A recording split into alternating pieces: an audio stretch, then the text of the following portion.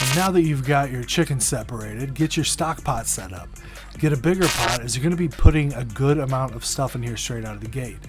Dump all your stock fixings in and scrape the pan.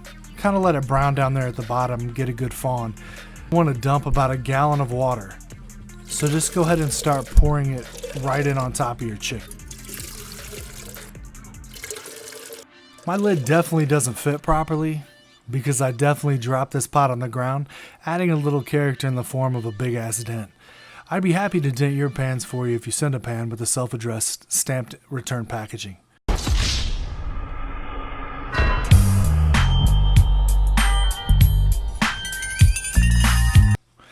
Now, once you get that bad boy boiling, reduce the heat and let it simmer and get to know itself on a deeper, more spiritual level. 2 hours seems like a solid amount of time for it to come to grips with its new form.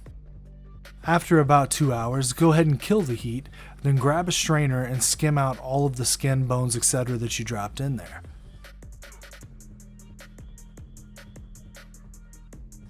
And this is what you're left with. Probably the most fire chicken stock that you'll ever have.